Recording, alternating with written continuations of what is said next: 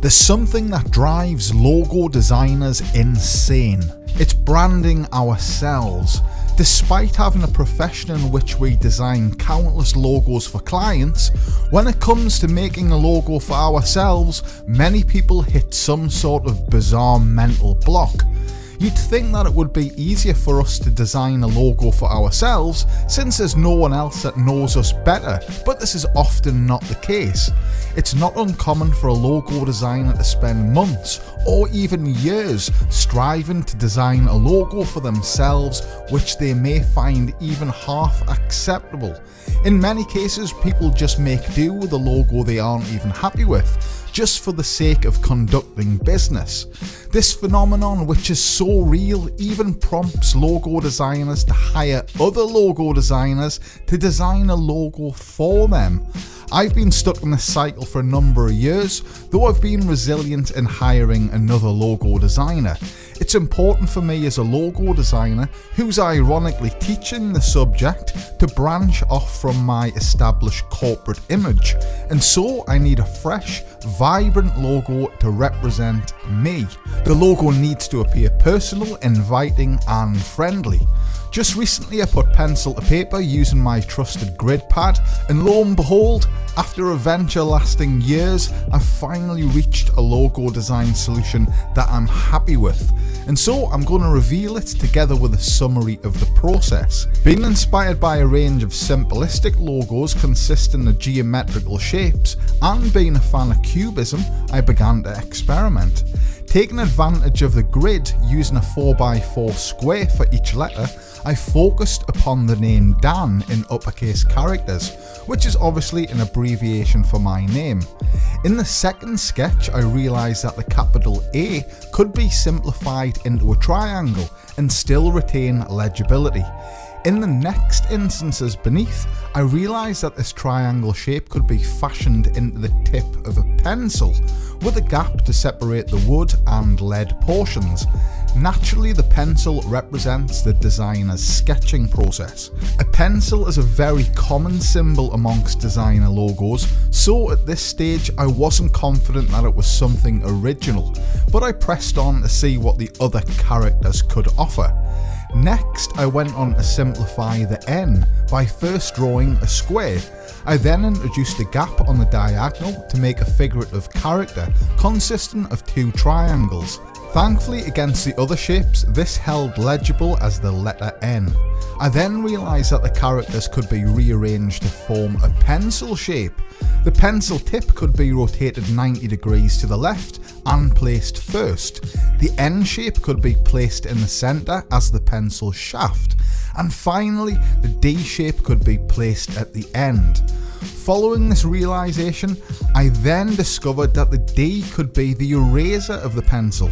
With that in mind, I then divided the D shape so that the rectangle portion represented the ferrule, the metal band between the shaft and the eraser.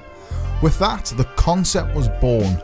The last sketches on the page show the word Dan, which can be transformed magically into a pencil. I created a logo design puzzle. I can use the two interchangeably as static images on various medium, and there's an abundance of potential for an animation sequence boosting the transformation. So as always, although I'm working with primitive shapes, I developed a refinement sketch on dot paper. This is an A4 pad, so it gave me more space to work within, and the dots rather than the lines allowed me to see the sketch more clearly whilst having a subtle guide for measure. I translated the 4x4 squares onto this pad with a 10x10 square per character. I established the rule that the rectangle of the D and the tip of the triangle would each share the same 3 square measure. Gaps throughout would be 2 squares thickness. This included the vertical gap in the D, the gap between the point and triangle base, and the diagonal of the N. So with this refinement sketch complete, it was time to head over into Adobe Illustrator to digitize the design. Here we have the refined sketch placed onto the canvas. I'm going to redevelop the 10x10 grid which I have on paper. I'm going to first test out how the design looks when it's bound to strict mathematical rule, and then I'm going to do whatever I choose until it looks good to the eye, since that's the most important thing. I've got 3 layers set up, one for the sketch, one for the grid, and one for the logo graphic, with sketch and grid layers locked.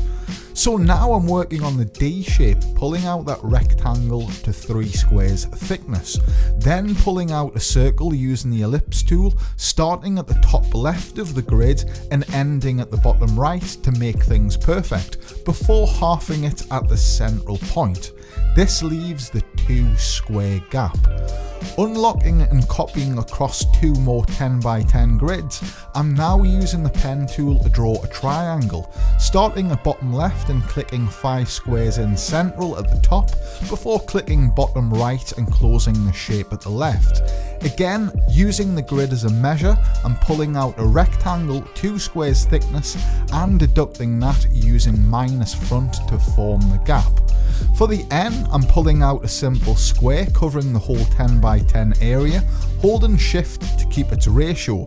Using the 2 square gap in the triangle as a measure to make a guide, I form a rectangle rotated 45 degrees clockwise. I then ensure that the central point of top and bottom of the rectangle are dead on the corners. With that done, that's the logo on paper digitized. Already I can see that this could look so much better, so I'm breaking free from the mathematics and I'm reducing the size of those gaps since they look far too big. First, I'm extending the rectangle towards the right in the D shape to make the gap smaller to my liking.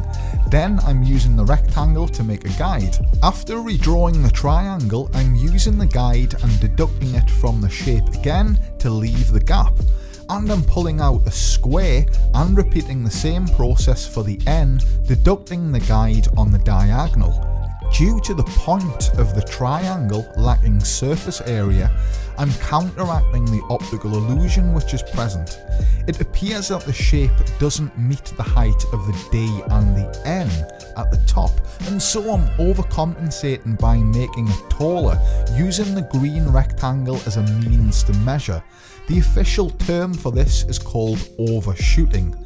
Now, coming to the colours which I've pre-selected, we have a grey in the D to represent the metal, a pink for the eraser, a yellow for the wood of the pencil point of the A, a grey for the lead, and the 2 shades of blue for the N, which is to be the pencil body.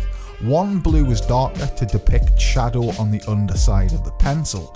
With the colours assigned, it's time to assemble the puzzle.